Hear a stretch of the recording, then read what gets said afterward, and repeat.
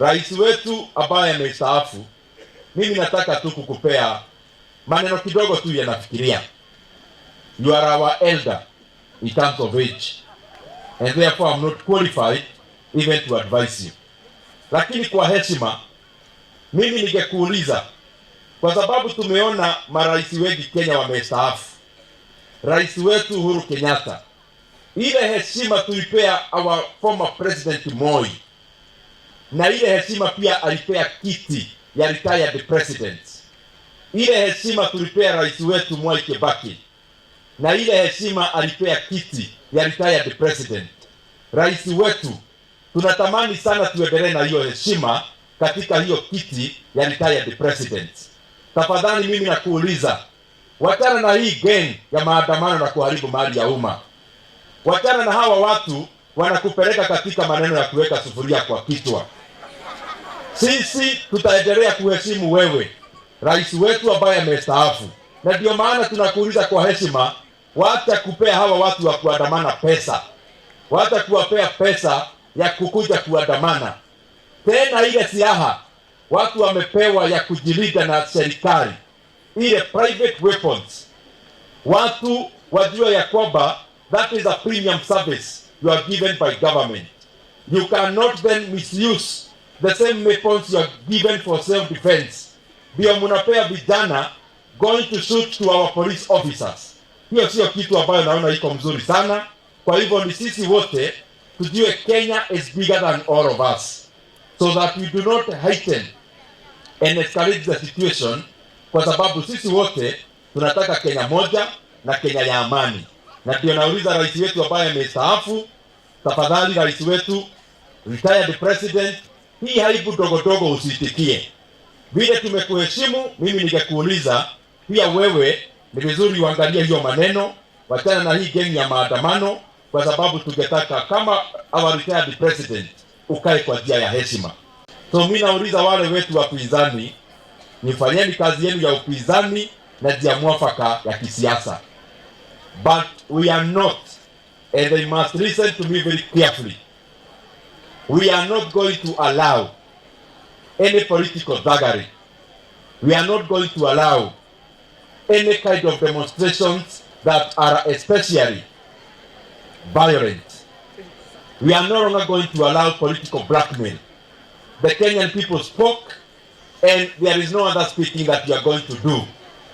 And going forward, Kenya will not be an arena of violent demonstrations. Our president is firm, and you are firm. Wale watu ambao wanaleta maandamano ya vita, watafute pahali ingine ya kuandamana, kwa sababu Kenya hakuna pahali ya kuandamana na njia ya vita. Na niwaeleza tukienda that term, ndio tunaenda after this term. That term is a very consequential term in the Republic of Kenya, because this is a term when the young ones sit for their exams. These people have been heartless, including planning to stage demonstrations around schools, ostensibly so that tear gas can be thrown into schools, and then they can have children as human shields. And so that also, they try to bring a bad name to the government. We are telling them, hiyo haitawezekana tena. That time lazima tukue na decorum. Tuache maneno ya maandamano, especially watoto wakienda katika holiday ile wako karibu kwenda. Na pia tukielekea that time, we are not going to allow demonstrations, because we need hawa watoto ambao wako shule wafanye mtihani na njia ya kuheshimika, na pia wasome hiyo very consequential term without interruptions.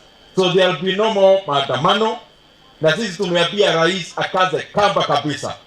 Hawa watu protect mali ya Wakenya wote, na protect Wakenya wote waendelee kufanya biashara yao. Our police officers, mimi nawatolea kofia. You have done exemplary well. Kenya was losing to a tune of billions of money every day through these self-seeking maandamanos. But our police officers have been very forthright. They have been very professional. They have been very brave in protecting the sanctity of our state, the sanctity of our nation.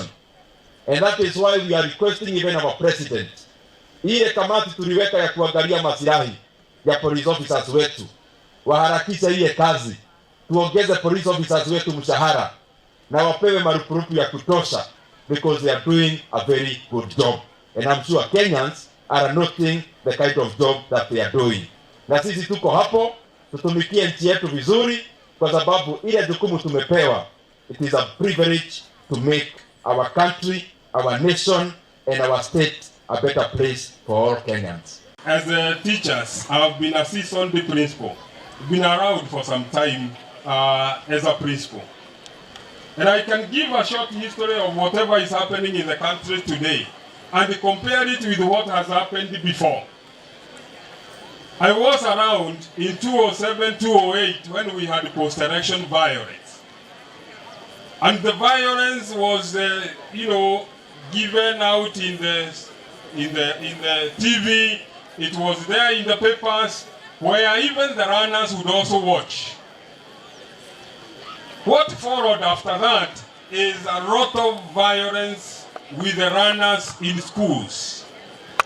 We had schools burning, we had a lot of strikes thereafter, after settling the post-election violence. We are again in a situation where a lot of violence is being displayed in the social media, in the print media, in the TV, and everywhere else. And our students have access to this. We are saying, as educationists, we bring up students in all aspects, spiritual, moral, and every other aspect. When this violence is shown in the TV, in the print media, and everywhere else, it gets into the mind of these runners. And what comes thereafter comes to us as education managers. It is going to affect our students, and the future is such that this violence will be copied. I wish this can be discussed and be settled without being sprayed. I, of course, know the fourth estate is here and it is able to understand that whatever is being given out in the TV and other areas is actually getting into the children of this country, and therefore it is likely to have an effect in the future. I wish there can be a way of settling this. Kenya is very important, and as educationists, as much as we understand what is going round, we strongly feel that our students are learning negative sentiments from leaders. Whatever you say affects children either positively or negatively. And therefore, this time round, we want to urge our leaders just to know that students are very keen on what is happening. And when we don't have peace, students suffer, mothers suffer, women suffer. I wish we are able to address our issues in a harmonious way, amicably.